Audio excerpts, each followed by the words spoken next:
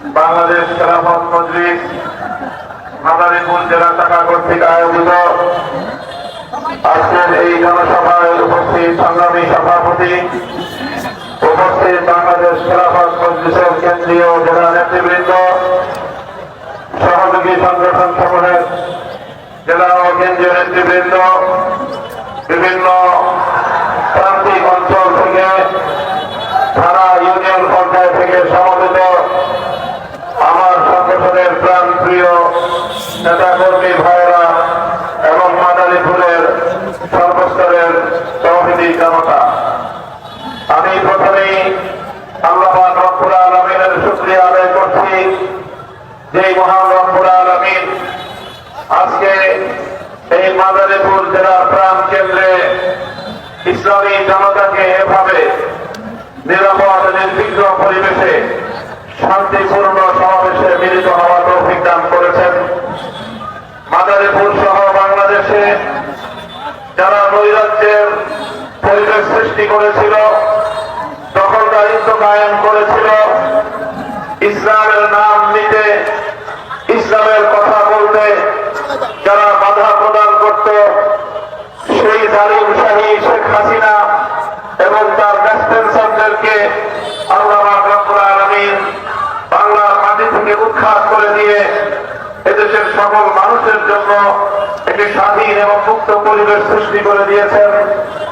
সেই রব্বুল আলামিনের দরবারে শুকরের হাদিয়া পেশ করি। আল্লাহুম্মা লাকাল হামদু ওয়া লাকাশ শুকর।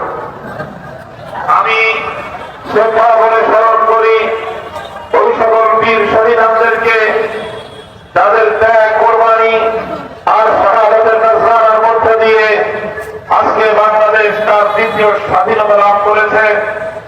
দীর্ঘ সংগ্রামের মধ্যে দিয়ে ফ্যাসিস্ট যুগের ফেরাউনি শক্তি শেখ হাসিনাকে উৎখাত করে বাংলাদেশের মানুষের জন্য একটি নতুন বাংলাদেশ গড়ার পথ রচনা করে দিয়েছে।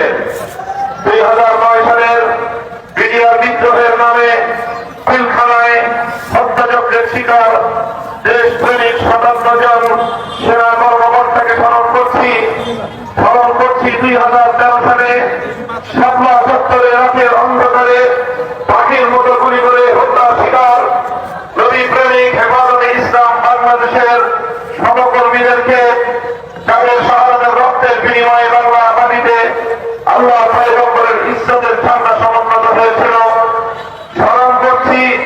সেই সকল কোরআন প্রেমিক জনতাকে আল্লামা সাঈদীর বিরুদ্ধে যখন মিথ্যা মামলার নাটক সাজিয়ে মৃত্যুদণ্ডের রায় ঘোষণা করার পর কোরআনের প্রেমে প্রেরিত হয়ে বাংলা প্রত্যন্ত অঞ্চল থেকে যারা কোরআনের পাখির মুক্তির দাবি নিয়ে রাজপথে নেমে এসে শাহাদাতকে আলিঙ্গন করেছিল স্মরণ করছি।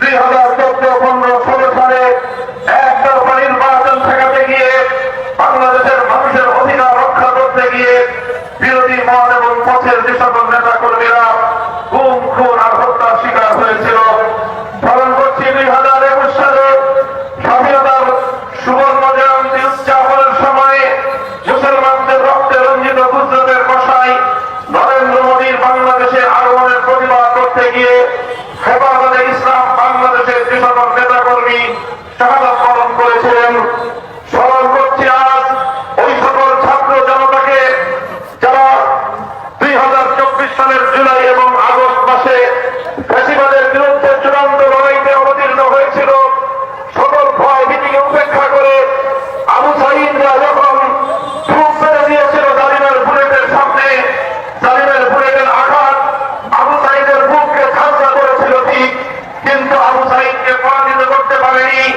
মৃত আবু সাঈদ